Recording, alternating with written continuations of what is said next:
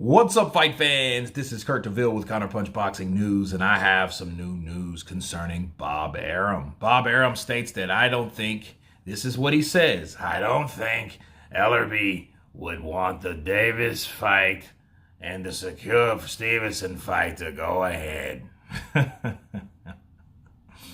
Tracking what they've been doing, there's a tendency on their part because they're following Mayweather's game plan to stay away at this point from any fighter that has a good chance of beating Tank Davis.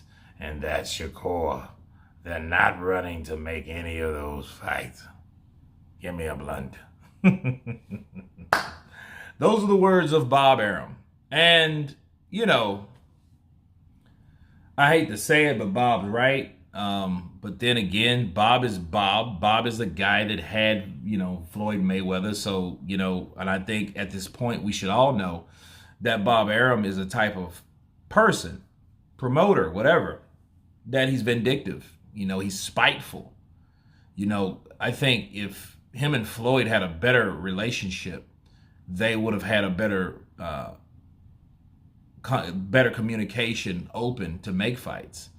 But then again, it's not all about Floyd when you're dealing with Tank. It's about the networking guru, advisor, Haymon. But then again, if you're looking at, Haymon and the relationship between Haymon and Bob Arum, it's not a good one. You have to have a good working relationship. See if Bob would have had a better relationship with those former fighters of his, and I say former fighters, that's Pacquiao, that's Floyd Mayweather, that's Mikey Garcia, a lot of these fighters, Andy Ruiz is another one. Like, these guys were with Top Rank and then now they're not, and they got out of their contract. They either bought themselves out or they went to court with Bob, and battled it out in court and all this stuff. But then really when you start looking at Bob, in the future, when possible fights, present themselves, he doesn't really like to get them made. Or maybe the person with, like this case, Floyd Mayweather or Haymon, may not want anything to do with him. They don't give a shit what type of fighter he has. It's shit for boxing. It's bad for boxing. But at the end of the day, it's like, well, how was your reputation, or how was your relationship with your fighter when you had your fighter? Did you treat him like shit, something like you did with Terrence Crawford? Did you do that? Or did you respect them and give him their props and, and sent them out the door freely instead of trying to let the door hit them on the way out? So those are the questions you ask yourself when you're talking about Bob, doubting, Tank Davis versus Shakur Stevenson is not going to happen. Well, again, they can't. Bob has to take some type of accountability for that too. You think about, like, let's go back at Crawford. Crawford was guaranteed, he was an extension. He had an extension with Top Rank, and Bob even offered him like $1 million if he couldn't get him that particular fight. That means that he owes Terrence Crawford $1 million, because that fight between himself and a lot of those damn fighters didn't even, not only just Errol Spence, Keith Thurman, Danny Garcia, so many of these fighters said, you know what, fuck you, Bob Arum. I don't know if they said that out of will or out of necessity, but I don't know.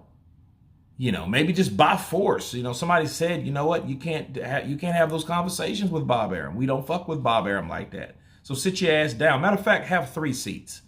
So you don't know how it goes on over there at the PBC and Fox without Haymon presenting, right? You don't know that. And Floyd, he just, he's the son of Haymon damn near, so he doesn't do anything without Haymon saying so either. You hear Floyd talk that old my own boss shit. No, well, you have someone that you do answer to, and his name is Haymon. Counterpunch. Okay, so would I like to see that fight? Yeah, I would like to see it. That would be a good fight. I'll back Tank to beat Shakur, because Tank has the power. Shakur don't. Now, maybe he may gain that power, hopefully, when he does move up in weight, because he needs to. He's too fucking big for that weight. Now, you think he was calling out guys at 135, 140 because he knew he could easily make that, besides the weight class that he's a champion in, or was a champion in?